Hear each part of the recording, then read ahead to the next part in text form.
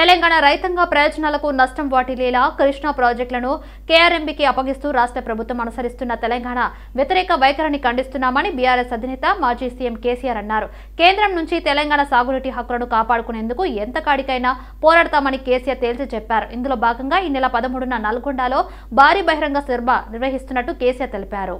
తెలంగాణ భవన్ లో బీఆర్ఎస్ అధినేత కేసీఆర్ ఆధ్వర్యంలో కృష్ణా బేసిన్ పరిధిలోని పార్టీ ఎమ్మెల్యేలు, మాజీ మంత్రులు, ప్రజాప్రతినిధులు, పార్టీ ప్రముఖులతో ఉన్నత స్థాయి సమావేశం జరిగింది. ఈ సందర్భంగా కృష్ణానది జలాలపై తెలంగాణ హక్కులను కాపాడుకోవడం కోసం ఎంత కాడికైనా పోరాడతామని కేసీఆర్ స్పష్టం చేశారు.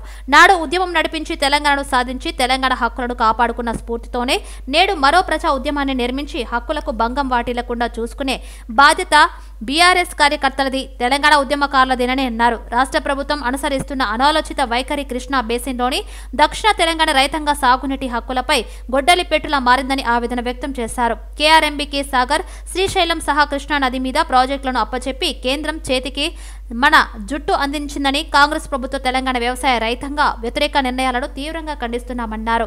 ప్రజాక్షేత్రంలో రాష్ట్ర ప్రభుత్వ ప్రమాదకర ధోరణిని ఎండగడతామని కేసీఆర్ ప్రకటించారు.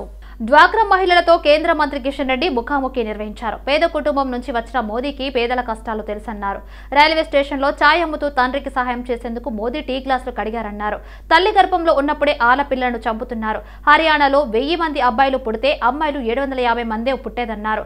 ఈ వ్యత్యాసాన్ని బేటీ బచావో బేటీ పడావో కార్యక్రమం తీసుకొచ్చారన్నారు. ఆడబిడ్డల మీద వివక్షతను రూపుమాపేందుకు ప్రభుత్వాలు ఇళ్లను వారి పేరు మీద ఇస్తున్నారని కేంద్ర మంత్రి కిషన్ రెడ్డి అన్నారు. కట్టెల పొయ్యి మీద వంట చేస్తే అనేక రోగాల బారిన పడేవారని, మహిళల ఆరోగ్య రక్షణ కోసం ఉజ్వల యోజన పథకం కింద పేదలకు మోదీ ఉచితంగా గ్యాస్ ఇచ్చారన్నారు. ఆదివాసీ మహిళలను రాష్ట్రపతి పీఠం మీద కూర్చోబెట్టారన్నారు. వచ్చే అసెంబ్లీ ఎన్నికల్లో 33% మహిళలకు సీట్లు వస్తాయన్నారు. రాజకీయంగా మహిళలు ఎదగాలని మోదీ 33% రిజర్వేషన్లు కల్పించారన్నారు. యుద్ధ ప్రతిపాదికన కాంగ్రెస్ ప్రభుత్వం పేద ప్రజలందరికీ రేషన్ కార్డులు ఇవ్వాలని డిమాండ్ చేశారు కిషన్ రెడ్డి. తెలంగాణ ఏర్పడిన తర్వాత పాత వాహనాలకు ఏపీ సిరీస్ అలాగే కొనసాగిందన్నారు మంత్రి పొన్నం ప్రభాకర్. ప్రస్తుతం కూడా అదే తరహాలో కొత్త బండ్లకు మాత్రమే టీసీగా రిజిస్ట్రేషన్ విధానం అమలవుతుందని స్పష్టం చేశారు. పాత వాహనదారులు టీఎస్ నుంచి టీజీకి మార్చుకోవాల్సిన అవసరం లేదని మంత్రి పొన్నం ప్రభాకర్ స్పష్టం చేశారు. తెలంగాణ రాష్ట్రం ఏర్పడిన తర్వాత పాత వాటికి ఏపీ ఉండగా కొత్త బండ్లకు మాత్రమే టీఎస్గా కొత్త రిజిస్ట్రేషన్ అయిందని గుర్తు చేశారు. రేపటి నుంచి టీఎస్ రిజిస్ట్రేషన్ బండ్లు అలాగే ఉంటాయని, కొత్త బండ్లు మాత్రమే టీసీగా రిజిస్ట్రేషన్ అవుతాయని మంత్రి చెప్పారు. హక్కులను కాలరాసిన గనుడు కేసీఆర్ అని తుంగతుర్తి ఎమ్మెల్యే మందుల సామీరు అన్నారు. ప్రజలను అణచివేతకు గురి చేశాడని విమర్శించారు. ఓడిపోయి ఒక చెప్పు చూపిస్తే 1000 చెప్పులు చూపిస్తామన్నారు. బాల్క సుమన్ ఎవరో తెలియదు, 10 ఏళ్లలో రాజులమడి, నిజాం నవాబులమడి విర్రవీకి రాష్ట్రాన్ని లూటీ చేసిందని ఆరోపించారు.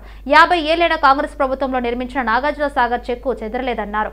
90,000 కోట్లతో కట్టిన కాళేశ్వరం, మేడిగడ్డలు ఎందుకు కూలిపోయే ప్రమాదంలో ఉన్నాయన్నారు. కేసీఆర్ పాలనలో బొందల గడ్డలు మాత్రమే అభివృద్ధి చెందాయన్నారు. వ్యవసాయ రంగాన్ని కూలి చేశారు. 1 కోటి ఎకరాలు కావాలన్నారు. ఎకరానికి 1,00,000. ఇలా ప్రతి నియోజకవర్గానికి 1,00,000 ఎకరాలు నీళ్లు వారిస్తానన్నారు. ఎక్కడ వారించరు? ఎవరికి ఏ మడి తెరిచింది? ఎక్కడ కొత్తగా ఆయకట్టు తయారైంది? ఒక్క ఆయకట్టు తయారు కాలే.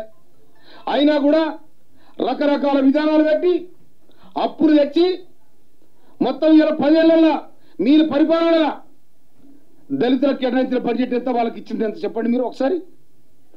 ఎవరు బాగుపడారు? ఇంతవరకు ఒక్క ఇల్లు కట్టించినా మీరు? కుప్పలు ఇల్లు కట్టిస్తే మీరు కట్టించింది ఏంటిది? బొందలగడ్డ, శ్మశాన వాటిక, వైకుంఠ ధామాలు. ఈ తప్ప ఏం కట్టించారు మీరు? అందుకే ప్రజలు మిమ్మల్ని తొక్కిసి పెట్టారు ప్రజాస్వామ్యబద్ధంగా. ఇవాళ నేను 50,000 రూపాయలు నేను ఇవాళ 51,000 మెజార్టీతోని తుంగతుర్తి ప్రజలు గెలిపించారంటే మీ ఇసుక మాఫియాగాలను, మీ భూ మాఫియాగాలను భూత్సార్థం చేసిన రాజకీయంగా ఇవాళ తెలంగాణ ప్రజానికం. రేపటి కూడా అదే గదిపడుతుంది మీకు. ఇవాళ కేటీఆర్ అంటా ఉన్నాడు. ఏమంటా ఉన్నావు? మేము నోరు తెరిస్తే బూతులు, మీకు కాదు నీ అయ్యనాడే బూతులు నేర్పి తెలంగాణ. ఆ నోరిస్తే మీరు ఎక్కడుంటారు? మీరు ఏమన్నారు? అది తెలంగాణ ఉద్యోగంతో కేటీఆర్కి సంబంధం ఎక్కడిది? నీ కవితకు సంబంధం ఎక్కడిది? నీ హరీష్ రావు చేసిన డ్రామా ఏడిది? అగ్గిపెట్టి దొరికిన హరీష్ రావు ఎంతమంది ప్రాణాలు తీశారు మీరే? తెలంగాణ ఇచ్చిన సోనియా గాంధీని అవమానపరిచారు మీరు. తెలంగాణ ఉద్యమకారుడు అరిచేసారు మీరు. ఎదురుకొస్తే భయపడి తెలంగాణ ఉద్యమకారుడు. అందుకోసమనే ఇప్పటికైనా కూడా ఓడిపోయిన కాదు పశ్చాత్తపడండి. ఏమంటారు? కిరాయి కుక్కలతోని ఓడిపోయినతోని చెప్పులు ఎవరితో తిప్పలు ఎవరితో అంటే 100 చెప్పులు తీస్తారు. అది బంద్ కావాలి.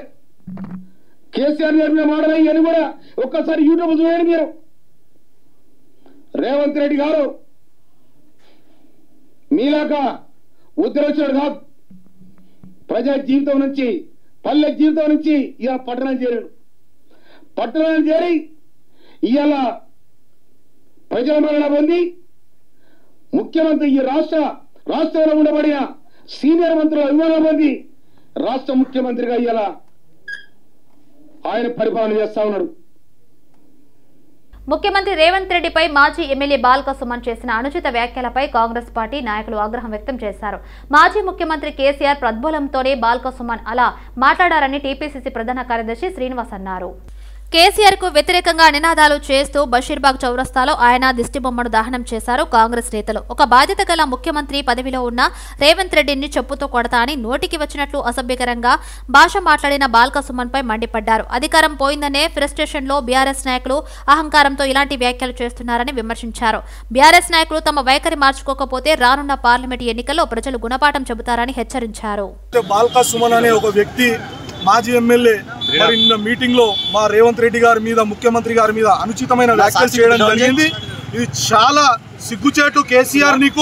కేసీఆర్ నువ్వు ఇప్పటికైనా బుద్ధి తెచ్చుకో. కేసీఆర్ ఇలాంటి చర్యలకు పాల్పడవద్దు. నేను చెప్తున్నాం, కేటీఆర్ కూడా హెచ్చరిస్తున్నాం.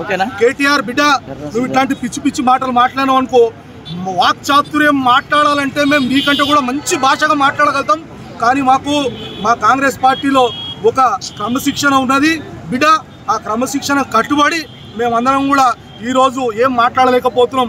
రేవంత్ రెడ్డి గారికి ఇట్లా ఒక్క అవకాశం, ఒక్క మాట అన్నారనుకో బిడ్డ, మీ మాజీ మంత్రులు, మీ ఎమ్మెల్యేలు ఎవరు కూడా ఇంటికెళ్ళి బయటకు వెళ్ళరు, ఇంట్లో వండుకోరు బిడ్డ. మీకు చెప్తున్నాం, మీకు హెచ్చరిస్తున్నాం. ఇంకోసారి కానీ మా రేవంత్ రెడ్డి గారి కానీ మీద కానీ, మా ప్రభుత్వం మీద కానీ అవాక్కులు చవాకులు పేలితే బిడ్డ, సునామీ వచ్చే ముందు ఎంతైతే నిశ్శబ్దంగా ఉంటుందో మీరు రాసి పెట్టుకోరి. రేవంత్ రెడ్డి గారు కూడా అంతే నిశ్శబ్దంగా ఉన్నారు. రేపు రాబోయే రోజుల్లో ఆ సునామీ, రేవంత్ రెడ్డి సునామీ వస్తుంది. ఆ సునామీలో మీ పార్టీ, మీ నాయకులు అందరూ కూడా కొట్టుకోపోయి ఏం మిగలకుండా అయిపోతారు బిడ్డ. చెట్టుకొకడు పుట్టకొకడు అయిపోతాడు. మళ్ళీ ముఖ్యంగా చెప్తున్నాం, మళ్ళీ నువ్వు హోటళ్ళలో అమెరికాలో పోయి చిప్పలు కడుకోవాల్సిందే. హరీష్ రావు, నువ్వు ఏదైతే హైదరాబాద్కు ట్రంక్ డబ్బా రబ్బర్ చెప్పులు పెట్టుకొని వచ్చినావు చూడు, మళ్ళీ బిడ్డ నీ ఊరికి దెంకపోతావు. కేసీఆర్, నువ్వు మొత్తం ఫామ్ హౌస్లకే పరిమితం అయిపోతావు. నీ చెల్లెలు కూడా ఏదైతే ఆ రోజు ఢిల్లీలో పోయి ఇరుక్కుపోయిందో, మళ్ళీ రేపు రాబోయే రోజులలో అవే క్వార్టర్లు, బీర్ శీషాలు అమ్ముకునే పరిస్థితి మీ అందరు కూడా ఏర్పడుతుంది. మీ అందరు కూడా తొందరలోనే బిడ్డ. 24 గంటల్లో బాల్క సుమన్ ను అరెస్ట్ చేయాలని ఓయూ పోలీస్ స్టేషన్లో విద్యార్థులు ఫిర్యాదు చేశారు. హైదరాబాద్ ఉస్మానియా యూనివర్సిటీ పోలీస్ స్టేషన్లో టీపీసీసీ అధికార ప్రతినిధి, తెలంగాణ నిరుద్యోగ ఫ్రంట్ చైర్మన్ దయాకర్ ఆధ్వర్యంలో బాల్క సుమన్ పై ఫిర్యాదు చేశారు. సీఎం రేవంత్ రెడ్డిపై అనుచిత వ్యాఖ్యలు చేస్తే తెలంగాణలో తిరగనివ్వమని హెచ్చరించారు టీపీసీసీ అధికార ప్రతినిధి చనగాని దయాకర్. 24 గంటల్లో సీఎం రేవంత్ రెడ్డికి బాల్క సుమన్ క్షమాపణ చెప్పాలని డిమాండ్ చేశారు. సీఎం రేవంత్ రెడ్డి పైన ఎవరైనా అవాకులు చివాకులు చేస్తే ఊరుకునే ప్రసక్తి లేదన్నారు. మిస్టర్ బాల్క సుమన్, ఇవాళ చెన్నూరులో నీ అరాచకాలు, నీ ప్రవర్తన బాలేకనే అక్కడ రాజకీయ సమాధి చేశారు. సమాధి చేసినా కూడా నీలో ఎక్కడ కూడా మార్పు లేక ఇవాళ ముఖ్యమంత్రి పైన అవాకులు చివాకులు పిలిచి మళ్ళొకసారి రాష్ట్రంలో ఒక సంచలనాలు సృష్టించాలి, రాష్ట్రంలో మళ్ళొకసారి పత్రికలలో లేకపోతే టీవీలలో కనపడాలని ఒక ముఖ్యమంత్రిని టార్గెట్ చేసుకుని తిట్టడం నీ ఆంతర్యం ఏమిటని కూడా ఈ సందర్భంగా గుర్తు చేస్తాను. బిడ్డ, ఇలాంటి పిచ్చి పిచ్చి వాక్యాలు చేస్తే తెలంగాణ సమాజమే కాదు, యూనివర్సిటీ విద్యార్థి లోకం కూడా ఊరుకోదని కూడా హెచ్చరిస్తా ఉన్నాం. నీ ప్రవర్తన గతంలో నీ పైన అనేకమైనటువంటి ఆరోపణలు వచ్చినాయి, మహిళలు వేధించినటువంటి ఆరోపణలు వచ్చినాయి. ఇవాళ గతంలో ఇక్కడ మాట్లాడితే యూనివర్సిటీలో విద్యార్థి నాయకుల్ని కొట్టించినటువంటి చరిత్ర కూడా నీకుంది బిడ్డ. అవన్నీ కూడా ఇవాళ రాష్ట్ర ముఖ్యమంత్రి గారికి మేము విజ్ఞప్తి చేస్తాం. ఒక లేఖ రాయబోతా ఉన్నాం. నీ అరాచకాలు, నీ బాగోతాలు, నీ రాసలీలలు మొత్తం కూడా బయటకు తీసి నిన్ను జైలుకు పంపించే ప్రయత్నం చేయకపోతే మా పేరే మీరు గుర్తు పెట్టుకోవాల్సిన అవసరం ఉంది. నీ అరాచకాల మీద మొత్తం కూడా ఎఫ్ఐఆర్ నమోదు చేసి గతంలో నీ బాధితులను అందరినీ తీసుకొచ్చి ఇవాళ విచారణ జరిపించి నీ పైన కూడా చట్టరీత్యా చర్యలు తీసుకోబోతా ఉంది. కాబట్టి ముఖ్యమంత్రి గారు కోరుతా ఉన్నాం, ఇలాంటి చీరబుడుగులు, ఇలాంటి చిల్లరగాళ్లు, ఇలాంటి క్యారెక్టర్లెస్ గాళ్లను ఇవాళ మనం చట్టసభల్లో ఎన్నుకున్నందుకు ఇవాళ ప్రజలు సిగ్గుపడతా ఉన్నారు. ముఖ్యమంత్రి గారికి మేము కోరుతా ఉన్నాం, ఇలాంటి చిల్లరగాళ్లు రాజకీయ వేషం వేసుకొని తిరిగే ఎవరినైనా వదిలిపెట్టే ప్రసక్తి లేదు. వీళ్ళు జైళ్లలో ఉండాలి, ప్రజాప్రతినిధులు కాదు, వీళ్ళు జైళ్లలో ఉండాలి, స్టేషన్లలో ఉండాలని కూడా కోరుతా ఉన్నాం. 24 గంటల్లో క్షమాపణ చెప్పి రేవంత్ రెడ్డి గారికి ముఖ్యమంత్రి గారికి మీరు క్షమాపణ చెప్పాలి. లేకపోతే నిన్ను ఓయికు తీసుకొచ్చి ఇవాళ ముక్కు నేలకు రాపిస్తాం బిడ్డ. బీజేపీ జాతీయ ప్రధాన కార్యదర్శి ఎంపీ బండి సంజయ్ కుమార్ ఈ నెల 10 నుంచి మరోసారి యాత్రకు సిద్ధమయ్యారు. ప్రజాహితమే లక్ష్యంగా కేంద్ర అభివృద్ధి పథకాలను జనంలోకి తీసుకెళ్లడమే ధ్యేయంగా కరీంనగర్ పార్లమెంటు నియోజకవర్గంపై తిరిగి కాషాయ జెండా ఎగరవేయడమే లక్ష్యంగా ఈ యాత్ర కొనసాగనుంది. కరీంనగర్ పార్లమెంటు పరిధిలోని అన్ని మండలాలను వీలైనన్ని ఎక్కువ గ్రామాల్లో బండి సంజయ్ పాదయాత్ర చేసేలా రూట్ మ్యాప్ ను సిద్ధం చేసుకున్నారు. అందులో భాగంగా కొండగట్టు అంజన్న సన్నిధిలో పూజలు నిర్వహించి మేడిపల్లి కేంద్రం నుంచి బండి సంజయ్ తన యాత్రను ప్రారంభించనున్నారు. ఈ యాత్ర తొలి విడతలో వేములవాడ, సిరిసిల్ల నియోజకవర్గాల్లో చేపట్టనున్నారు. సిరిసిల్ల జిల్లాలోని తంగళ్లపల్లిలోని తొలి విడత ముగింపు సభను నిర్వహించనున్నారు. తొలి దశలో మొత్తం 119 కిలోమీటర్ల మేరకు యాత్ర చేయనున్నారు. ఆయా నియోజకవర్గాల్లోని అన్ని మండలాల్లో యాత్ర చేయడంతో పాటు అధిక సంఖ్యలో గ్రామాల్లోకి వెళ్లి ప్రజలతో మమేకమవుతారు. వారి సమస్యలను అడిగి తెలుసుకుంటారు. నరేంద్ర మోదీ ప్రభుత్వం గ్రామాల, పట్టణాల అభివృద్ధికి వెచ్చించిన నిధులను అమలు చేస్తున్న సంక్షేమ పథకాలను వివరిస్తారు. మరోవైపు యాత్ర సందర్భంగా కరీంనగర్ పార్లమెంటు నియోజకవర్గ పరిధిలో అన్ని మండలాలు, మున్సిపాలిటీల మీదుగా యాత్ర చేసేలా రోడ్ మ్యాప్ రూపొందిస్తున్నారు. ఎన్నికల నోటిఫికేషన్ వెలువడే వరకు బండి సంజయ్ యాత్రను కొనసాగించేలా బీజేపీ నేతలు షెడ్యూల్ను రూపొందించే పనిలో నిమగ్నమయ్యారు. బీజేపీని నిలువరించే సత్తా బీఆర్ఎస్కే ఉందని విద్యాశాఖ మౌలిక వసతుల సంస్థ మాజీ చైర్మన్ రావుల శ్రీధర్ రెడ్డి అన్నారు. కేంద్రానికి కృష్ణా ప్రాజెక్టులు అప్పగించడం కాంగ్రెస్ ప్రభుత్వ అసమర్థత అని విమర్శించారు. ఎంపీ ఎన్నికల్లో మెజార్టీ సీట్లు సాధిస్తామంటున్న శ్రీధర్ రెడ్డితో మా political bureau chief Srinivas face to face. ఎన్నికల తర్వాత తొలిసారి మాజీ సీఎం కేసీఆర్ బీఆర్ఎస్ పార్టీ అధినేత తెలంగాణ భవన్కు రావడం జరిగింది. ఇక్కడ కృష్ణా జలాల అంశం వివాదాస్పదంగా తయారైన నేపథ్యంలో నల్గొండ, మహబూబ్నగర్, కృష్ణా పరివాహక ప్రాంతం నాయకులతో ఆయన భేటీ అవుతున్నారు. ఈ మరిన్ని అంశాలపై మనతో మాట్లాడేందుకు బీఆర్ఎస్ నేత శ్రీధర్ రెడ్డి మనతో ఉన్నారు. వారి మాటల్లో తెలుసుకుందాం. చెప్పండి శ్రీధర్ రెడ్డి గారు, చాలా రోజుల తర్వాత ఎన్నికల ఫలితాల తర్వాత ఆయన గాయపడ్డ తర్వాత తొలిసారి బీఆర్ఎస్ భవన్కు రావడం జరిగింది. ఏ అంశాల మీద ఆ కృష్ణా పరివాహక ప్రాంతం నాయకులతో మాట్లాడుతున్నారు?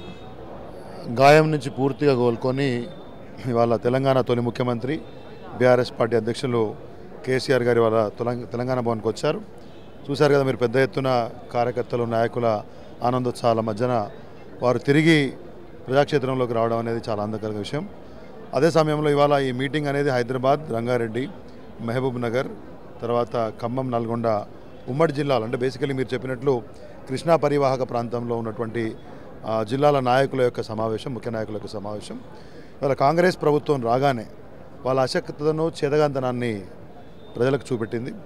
కేంద్రం ఒత్తిడికి తలొగ్గి, నరేంద్ర మోడీ ప్రభుత్వం యొక్క ఒత్తిడికి తలొగ్గి ఇవాళ ఈ 2 నదుల మీద ఉన్నటువంటి యొక్క ప్రాజెక్టులను రివర్ బోర్డులకు అప్పచెప్పడానికి వాళ్ళు ఒప్పుకున్నారు.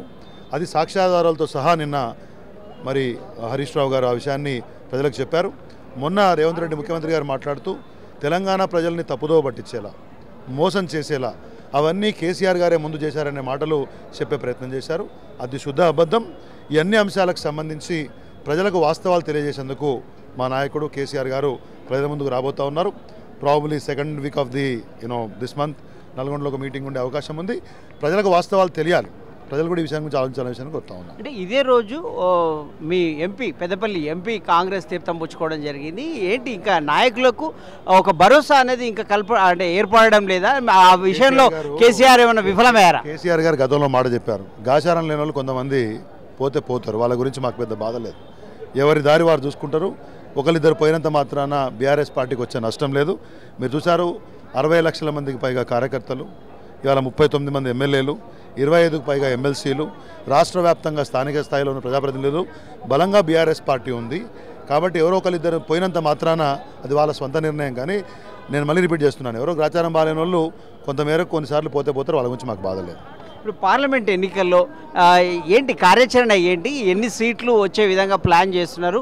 మీరు ఎక్కడి నుంచైనా పార్లమెంట్ నుంచి పోటీ చేసే అవకాశం ఉందా? అధిష్టానాన్ని కోరుతున్నారా మీ నాయకుల్ని? మా సీట్లు, గతంలో ఉన్న సీట్లను రిటైన్ చేసుకుంటాం, కాపాడుకుంటాం, కొత్తగా అదనపు సీట్లు తీసుకునే ప్రయత్నం చేస్తాం. ఈ అసెంబ్లీ ఎన్నికల ఓటమి అనేది, లేకపోతే అసెంబ్లీ ఎన్నికల ఫలితాలు పార్లమెంట్ ఎన్నికల మీద ఎటువంటి ప్రభావం చూపించవు. అది నేషనల్ పార్లమెంట్కి జరిగే ఎలక్షను. బీఆర్ఎస్ పార్టీ తెలంగాణ వైపు నుంచి గలం వినిపించగలిగే శక్తి ఉన్నటువంటి ఏకైక పార్టీ పార్లమెంట్లో. ప్రజలు మా వైపు అందుకే ఉంటారు. సరే, నేను పోటీ చేయాల్సినది పార్టీ నిర్ణయిస్తుంది, చెప్పాల్సింది చెప్పాలి. అంటే జాతీయ అంశాలే దీంట్లో కీలక పాత్ర వహిస్తాయి. ఇది ప్రాంతీయ పార్టీకి అంత ప్రాధాన్యత ఉండదు, ప్రజలు బీజేపీ కాంగ్రెస్ వైపే చూస్తున్నారని ఆ రెండు పార్టీల నాయకులు పదే పదే చెప్తున్నారు. దీన్ని ఎట్లా చూస్తారు? 2018-19లో మేము ప్రాంతీయ పార్టీ కాదా? అప్పుడు 9 సీట్లు రాలేదా? 2014లో మేము ప్రాంతీయ పార్టీ కాలేదా? అప్పుడు మాకు 12-13 సీట్లు రాలేదా? కాబట్టి ఇవన్నీ ఉత్తమాటలు. వాళ్ళు ఓడిపోబోయేది మా మీదనే అని తెలుసు. మొన్న బీజేపీ సిట్టింగ్ ఎంపీలు ఎమ్మెల్యేలుగా పోటీ చేస్తే ఓడిపోయింది కూడా బీఆర్ఎస్ పార్టీ మీదనే. బీజేపీని కాంగ్రెస్ని నిలవించే శక్తి బీఆర్ఎస్కే ఉంది. అది రేపు పొద్దున ఎన్నికల్లో మీరు చూస్తారు. Thank you. ఇది మొత్తం మీద కృష్ణా నదీ జలాల విషయంలో జరుగుతున్న నేపథ్యంలో, వివాదం జరుగుతున్న నేపథ్యంలో ఆ పరివాహక ప్రాంతం ఎమ్మెల్యేలతో జరుగుతున్న భేటీ చాలా కీలక ప్రాధాన్యత సంతరించుకుంది. రానున్న ఎంపీ ఎలక్షన్లలో ఇదే ప్రధాన అస్త్రంగా కూడా బీఆర్ఎస్కు తయారయ్యే అవకాశం కనబడుతుంది. అదే దిశగా బీఆర్ఎస్ అధినేత మాజీ సీఎం కేసీఆర్ పావులు కదుపుతున్నట్టు కూడా తెలుస్తున్న పరిస్థితి. అదేవిధంగా పార్టీ నుంచి మారుతున్నటువంటి నేతల విషయంలో కూడా శ్రీధర్ రెడ్డి స్పందిస్తూ కొద్దిమంది నేతలు పోయినంత మాత్రాన పార్టీకి ఏం కాదు, ఇప్పటికీ పార్టీ బలంగా ఉంది, గతంలో ఉన్న ఎంపీ స్థానాలను నిలబెట్టుకోవడం కాకుండా అదనపు ఎంపీ స్థానంలో గెలుస్తాము, కాంగ్రెస్ బీజేపీలో నిలువరించే శక్తి బీఆర్ఎస్కు మాత్రమే ఉందన్న ధీమా కూడా వ్యక్తం చేస్తున్న పరిస్థితి. వీడియో జర్నలిస్ట్ మాధవ్తో శ్రీనివాస్, సిటీ విజన్, హైదరాబాద్. ఉస్మానియా యూనివర్సిటీలో ఉద్రిక్తత వాతావరణం చోటు చేసుకుంది. నిరుద్యోగులకు లబ్ధి కలిగే జీవో 46ను అమలు చేయాలని ఓయూ ఆర్ట్స్ కళాశాల వద్ద కానిస్టేబుల్ అభ్యర్థులు ఆందోళనకు దిగారు. ఆందోళన చేస్తున్న అభ్యర్థులకు ఉస్మానియా యూనివర్సిటీ పోలీసులు అరెస్ట్ చేశారు. ఈ నెల 8న జరిగే అసెంబ్లీ సమావేశాలను అడ్డుకుంటామని కానిస్టేబుల్ అభ్యర్థులు తెలిపారు. కోర్టు స్టేను ఎత్తివేయకుంటే సామూహిక ఆత్మహత్యకు పాల్పడతామని హెచ్చరించారు. జీవో 46పై కోర్టు స్టేను పరిగణలోకి తీసుకుని మార్పులు చేయాలని ఓయూలో ఆందోళనకు దిగారు. 317 జీవోను సవరించి నర్సింగ్ ఉద్యోగులకు న్యాయం చేయాలని ప్రభుత్వాన్ని కోరారు బాధిత నర్సింగ్ ఉద్యోగులు. గత ప్రభుత్వం అమలులోకి తెచ్చిన 317 జీవో ద్వారా స్థానికతను కోల్పోయామన్నారు. తద్వారా తమ కుటుంబాలకు దూరంగా గడపాల్సి వస్తుందని సోమాజిగూడ ప్రెస్ క్లబ్ లో ఆవేదన వ్యక్తం చేశారు బాధిత ఉద్యోగులు రాపోలు శేఖర్, సురజ, మమత.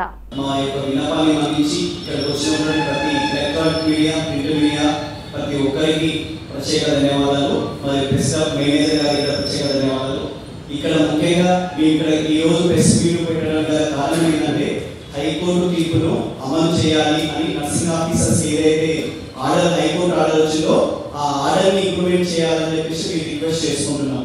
మొట్టమొదటిగా ఈ ఆర్డర్స్ వచ్చి దాదాపు ఒక 1 year అయిపోయింది. ఒక ఆర్డర్ వచ్చి, రెండో ఆర్డర్ వచ్చేసి దాదాపు మినిమం ఒక 1 month అయిపోయింది. అయినా కూడా ఈ యొక్క హైకోర్టు ఆర్డర్ అనేది ఇంతవరకు ఇంప్లిమెంట్ చేయడం లేదు. సీఎం రేవంత్ రెడ్డిని చెప్పుతో కొడతా అని నోటికి వచ్చినట్లు అసభ్యకర భాష వాడిన మాజీ ఎమ్మెల్యే బాల్క సుమన్ పై చైతన్యపురి పోలీస్ స్టేషన్ కేసు నమోదైంది. చట్టరీత్యా చర్యలు తీసుకోవాలని కాంగ్రెస్ నేతలు ఫిర్యాదు చేశారు. సీఎం రేవంత్ రెడ్డిపై అనుచిత వ్యాఖ్యలు చేసిన బాల్క సుమన్ పై కాంగ్రెస్ నేతలు ఆగ్రహం వ్యక్తం చేస్తున్నారు. తెలంగాణ ఉద్యమకారుడు కాంగ్రెస్ సీనియర్ నేత దాము మహేందర్ ఆధ్వర్యంలో చైతన్యపురిలో బాల్క సుమన్ దిష్టిబొమ్మను దగ్ధం చేశారు. అనంతరం చైతన్యపురి పిఎస్ లో ఫిర్యాదు చేశారు. బాల్క సుమన్ పై చట్టరీత్యా చర్యలు తీసుకోవాలని సీఐ వెంకటేశ్వర్లు కోరారు. ఎల్బీనగర్ ఎమ్మెల్యే దేవిరెడ్డి సుధీర్ రెడ్డిని హైదరాబాద్ లారీ సప్లయర్స్ అసోసియేషన్ సభ్యులు కలిశారు. వ్యాపారం చేసుకునేందుకు స్థలాల అలాట్మెంట్ కోసం వినతి పత్రం అందజేశారు. గతంలో గోషమహల్ వద్ద ట్రాన్స్పోర్ట్ వ్యాపారం కొనసాగించేవారమని, అక్కడ పెరిగిన ట్రాఫిక్ సమస్యలతో సిటీ బయటకు రావడం జరిగిందని తెలిపారు. ప్రభుత్వం ఆటోనగర్ నందు కొంతమంది పేరు మీద ఫ్లాట్స్ మంజూరు చేయడం జరిగిందని హైదరాబాద్ లారీ సప్లయర్స్ అసోసియేషన్ సభ్యులు తెలిపారు. ప్రస్తుతం ప్రభుత్వం ఇప్పుడు ఇక్కడ నుంచి ఖాళీ చేస్తున్నారని వెల్లడించారు. ఇన్ని సంవత్సరాల కాలంలో ఎందరో కొత్తగా ట్రాన్స్పోర్ట్ పెట్టుకోవడం జరిగిందని, వారికి వచ్చిన లారీలను నిలుపుకోవడానికి స్థలం లేక ఇబ్బందులు పడటంతో అందుకోసం రామోజీ ఫిలిం సిటీ దాటి ఇంకా ముందుకు పోయి ట్రాన్స్పోర్ట్ పెట్టుకుని ఎన్నో కష్టాలను భరిస్తున్నామన్నారు. అందరం ఒకే చోట ఉండే విధంగా ఎక్కడైనా ప్రభుత్వ పరంగా స్థలం కేటాయించాలని ఎమ్మెల్యే సుధీర్ రెడ్డిని కోరారు. ఎవరు ఎలాంటి ఆందోళన చెందాల్సిన అవసరం లేదని, సమస్యలు ప్రభుత్వం దృష్టికి తీసుకెళ్లి తగు పరిష్కారం చేస్తామని హామీ ఇచ్చారు. Hyderabad north zone tipper lorry tractors association వారు GHMC deputy mayor Mothe Srilatha Shobhan రెడ్డిని కలిశారు. ఈ సందర్భంగా వారు తమ సమస్యలను పరిష్కరించాలని తెలిపారు. తార్నకలోని క్యాంపు కార్యాలయంలో GHMC deputy mayor Mothe Srilatha Shobhan రెడ్డిని Hyderabad north zone tipper lorry tractor association సభ్యులు కలిశారు. జిహెచ్ఎంసీ పరిధిలో ఉన్న డంపింగ్ యార్డులో తమకి డంపింగ్ చేసుకోవడానికి అనుమతి ఇవ్వాలని కోరారు. అనంతరం వారి యూనియన్ క్యాలెండర్ ఆవిష్కరించారు. సీనియర్ సిటిజన్స్ సలహాలు సూచనలు నేటి సమాజానికి ఆదర్శమన్నారు GHMC deputy floor leader Koppula Narasimha Reddy. Mansoorabad division Pragathinagar senior citizens సంక్షేమ భవనం నందు Adarsh senior citizens welfare association ఆధ్వర్యంలో నిర్వహించిన దశాబ్ది ఉత్సవాల పండుగ కార్యక్రమానికి ముఖ్య అతిథులుగా GHMC deputy floor leader corporator Koppula Narasimha Reddy విచ్చేసి ఇండోర్ స్పోర్ట్స్ మీట్ లో గెలుపొందిన సీనియర్ సిటిజన్స్ కు బహుమతులు ప్రదానం చేశారు. సీనియర్ సిటిజన్స్ ఒక కుటుంబ సభ్యుల్లాగా కలిసిమెలిసి ఒకరికి ఒకరు తోడుగా కార్యక్రమాలను నిర్వహించుకుంటూ మేము సైతం యువకులమంటూ క్రీడల్లో చురుగ్గా పాల్గొనడం సంతోషమన్నారు GHMC floor leader Koppula Narasimha Reddy. ఎవరికి కష్టం వచ్చినా ఐక్యంగా సీనియర్ సిటిజన్స్ వారి వంతు సహాయ సహకారాలు అందిస్తూ సమాజానికి ఆదర్శంగా ఉంటున్నారని తెలిపారు. ఈ కార్యక్రమంలో సోమిరెడ్డి, రామ్రెడ్డి, వీరారెడ్డి, సత్యనారాయణ, రామచంద్రారెడ్డి, బ్రహ్మారెడ్డి తదితరులు పాల్గొన్నారు. జేఎన్టీయూ నిర్వహించబోయే టీఎస్పీజీఈ సెట్ కు సంబంధించి నోటిఫికేషన్ విడుదల చేసేందుకు సిద్ధమయ్యారు అధికారులు. దీనిలో భాగంగా ఉన్నత విద్యా మండలి చైర్మన్ లింబాద్రిని కలిసి నోటిఫికేషన్ కి సంబంధించిన తేదీలను వివరించారు అధికారులు. మార్చి 16వ తేదీ నుంచి మే 10వ తేదీ వరకు విద్యార్థుల నుంచి దరఖాస్తులను స్వీకరిస్తారని ఉన్నత విద్యా మండలి చైర్మన్ లింబాద్రి తెలిపారు. జూన్ 6వ తేదీ నుంచి 9వ తేదీ వరకు ప్రవేశ పరీక్షను నిర్వహిస్తామని వెల్లడించారు అధికారులు. టికెట్ల కొనుగోలు సౌలభ్యం కోసం అన్ని ముఖ్యమైన రైల్వే స్టేషన్లలో పీఓఎస్ మెషిన్లు యూపీఐ ద్వారా చెల్లింపుల సౌకర్యం అందుబాటులోకి వచ్చింది. దక్షిణ మధ్య రైల్వే డిజిటల్ కార్యక్రమాల అమలులో ముందంజలో ఉంది. ఈ దిశలో భాగంగా UTS mobile app, automatic ticket vending మిషన్లు, పాయింట్ ఆఫ్ సేల్ మిషన్లు, యూపీఐ చెల్లింపులు మొదలైన వాటిని ప్రవేశపెట్టడం వంటి అనేక చర్యలు చేపట్టబడ్డాయి. ఆన్లైన్ సదుపాయాలను బలోపేతం చేయడానికి, రైలు వినియోగదారుల సులభంగా సౌకర్యవంతంగా టికెట్లు కొనుగోలు చేయడానికి నగదు రహిత లావాదేవీలు, డిజిటల్ చెల్లింపులను మరింతగా ప్రోత్సహించాలని నిర్ణయించడం జరిగింది. దీని ప్రకారం దాదాపు జిన్లోని అన్ని ముఖ్యమైన నాన్ సబర్బన్ స్టేషన్లు 1 నుంచి 4, సబ్ అర్బన్ కేటగిరీ స్టేషన్లోని అన్ని passenger reservation system and reserve ticketing system కౌంటర్లలో పీఓఎస్ మెషిన్లు, యూపీఐ చెల్లింపులను ఏర్పాటు చేసింది. సాంకేతికత అభివృద్ధి చెందుతున్నందున నగదు రహిత చెల్లింపులు బాగా ప్రాచుర్యం పొందుతున్నాయి. దీని ప్రకారం ఆధునిక యుగం రైలు ప్రయాణికులకు అనుగుణంగా సేవ చేయడానికి మరియు అన్ని శ్రేణుల రైలు వినియోగదారులతో ఆన్లైన్ లావాదేవీలను ప్రోత్సహించడానికి రైల్వే కౌంటర్ టికెటింగ్లో డిజిటల్ చెల్లింపుల వాటాను మరింత పెంచడానికి దక్షిణ మధ్య రైల్వే సానుకూల ప్రయత్నాలు చేస్తుంది. జోన్ అంతటా డిజిటల్ చెల్లింపు వ్యవస్థల వినియోగాన్ని మరింత మెరుగుపరచడానికి దక్షిణ మధ్య రైల్వే కార్యక్రమాలు చేపట్టింది. కేపీహెచ్బీ పోలీస్ స్టేషన్ 6వ ఫేజ్ లో పేకాట స్థావరంపై ఎస్ఓటీ కేపీహెచ్బీ పోలీసులు దాడులు నిర్వహించారు. పేకాట ఆడుతున్న 14 మందిని అదుపులోకి తీసుకున్నారు. నిందితుల నుంచి 156,650 రూపాయలు, సెల్ ఫోన్లను స్వాధీనం చేసుకున్నారు. గేమింగ్ యాక్ట్ కింద కేసు నమోదు చేసినట్లు ఏసీపీ శివభాస్కర్ తెలిపారు. అను రెసిడెన్సీ అని 6th ఫేజ్ కుక్కటిపల్లిలో ఉంది. దాంట్లో 14 మంది వ్యక్తులు ప్లేయింగ్ కార్డ్స్ ఆడుతుంటే ఎస్ఓటీ వారి సహకారంతో లోకల్ పోలీస్ కలిసి రైడ్ చేయడం జరిగింది. రైడ్ చేసి వాళ్ళ దగ్గర 156,650 రూపాయలు సీజ్ చేసి దాంతోపాటు 13 సెల్ ఫోన్స్ కూడా సీజ్ చేయడం జరిగింది. వాళ్ళని అరెస్ట్ చేయడం జరిగింది. వాళ్ళ మీద చర్య తీసుకోవడం జరిగింది. మియాపూర్ ఇన్స్పెక్టర్ ప్రేమ్ కుమార్ సస్పెండ్ కు గురయ్యారు. ఫిర్యాదు చేయడం కోసం వచ్చిన బాధిత మహిళ పట్ల దురుసుగా ప్రవర్తించినట్లు విచారణలో తేలడంతో అధికారులు చర్యలు తీసుకున్నారు. మియాపూర్ ఇన్స్పెక్టర్ ప్రేమ్ కుమార్ సస్పెండ్ కు గురయ్యారు. ఫిర్యాదు చేయడం కోసం వచ్చిన బాధిత మహిళ పట్ల దురుసుగా ప్రవర్తించడంతో సిపి అవినాష్ మహంతి చర్యలు తీసుకున్నారు. 119వ డివిజన్లో వారసత్వ ఆస్తి తగాదాలు తారస్థాయికి చేరాయి. కార్పొరేటర్ నరసింహ యాదవ్ వేధింపులకు గురి చేస్తున్నాడని బాధితుడు రాజేష్ తెలిపారు. ప్రభుత్వ రికార్డులో ఉన్న భూమి అంటూ కార్పొరేటర్ నరసింహ యాదవ్ బెదిరిస్తున్నాడని బాధితుడు రాజేష్ ఆవేదన వ్యక్తం చేశాడు. 9,000 గజాలు మా ఉమ్మడి ఆస్తిని కాజేయాలని చూస్తున్నారని ఆరోపించారు. ఎలాగైనా మా భూమి మాకు దక్కేలా మీడియా సహకరించాలని వేడుకుంటున్నాడు బాధితుడు రాజేష్. 70 ఏళ్ళ ముసలోని ఎత్తుకపోతున్నారు, దొంగ సంతకాలు పెట్టుకున్నారు సార్. మేమేం చేసినాం? మమ్మల్ని కూడా తీసుకుపోయి సంతకాలు పెట్టుకోవాలి కదా. ఏది పెట్టుకోకుండా దొంగ పీపుల్ సంతకం. ఇక్కడ అంతా కొన్ని కబ్జాలు చేసేస్తున్నారు టీఆర్ఎస్ నాయకులు. ఇక్కడ కార్పొరేటర్ బొమ్మడిది అమ్మిపిస్తున్నారు. 2 సార్లు పిఎస్కి కూడా కంప్లైంట్ చేసి కార్పొరేటర్ బొమ్మడిది వాళ్ళని వదులుకొని తీసుకొని వచ్చిండు. అది కూడా నా దగ్గర ఉన్న డాక్యుమెంట్స్. ఇక్కడ కార్పొరేటర్ కొంతమంది అందరూ దొంగ పేపర్లు సృష్టించి అన్ని కబ్జాలు చేసి కట్టుకుంటున్నారు. మేము గరీబ్ పరిస్థితులు సార్. ఎక్కడ పోయినా న్యాయం జరుగుతలేదు. మీరే చేయాలి సార్. దిక్కుతున్న పరిస్థితులు మాకు చావు తప్ప వేరేది లేదు. మీరు ఎలాగైనా మీరే చేయాలి sir please. Muddapu Narasimha Yadav, old Bowenpally 119 division చేస్తుంది సార్. ఎట్లా ఏమడికైనా పోతే రాజకీయ దమ్ముతో తీసుకుంటారు. మాకు ఎక్కడ ఆధారం లేదు. మేమే తప్పులో పడిపోతున్నాం. ఏం చేసినా మేమే తప్పులో పడుతున్నాం. మాకు సపోర్ట్ లేదు. మాకు ఇట్లా దొంగ లెక్కలు లేవు. మా తాత ఆస్తి ఇది. నేనెందుకు దొంగ లెక్కలు చేయాలి? నాకేం అవసరము? వీళ్ళు అట్లా వేరే వాళ్ళు ఇంటర్ కావడం ఏంది? వీళ్ళు వీళ్ళు వేరే వాళ్ళు ఇంటర్ ఎందుకు అవుతారు? ఇలా నేను కంప్లైంట్ ఇచ్చిన న్యాయం కోసము వేరే వాళ్ళు ఇడిపిస్తున్నారు అంటే దొంగనే కదా. నేను నా తాత ఆస్తి ఇది. నా తాతలో వేరే వాళ్ళు ఇంటర్ కొన్ని దొంగ పేపర్లు కూడా చూసారు. ఆ పేపర్లు కూడా పోలీస్ స్టేషన్లో కంప్లైంట్ చేసినాం. మా దగ్గర కూడా ఉన్నాయి. అది కూడా ప్రొసీడ్ చేస్తాం కోర్టులో ఇప్పుడు. మిశ్రా కొరియర్లో జాబ్ చేస్తాను. నాకు 15,000 వస్తాయి. ఆడికాడికి సరిపోతాయి. ఇంకా సరిపోని పరిస్థితులు అప్పులు చేసి కూడా కూర్చున్నాను. అంతే మించి నాకు ఏం ఆధారం లేదు సార్. ఇప్పుడు మేము బతకనికి ఆధారం లేదు. ఎన్ని రోజులు కొరియర్లు చేస్తాం. పిల్లల పరిస్థితి ఏంది? విద్య అంతా ఉచిత దాంట్లో గవర్నమెంట్ దాంట్లో చదివిస్తున్నా.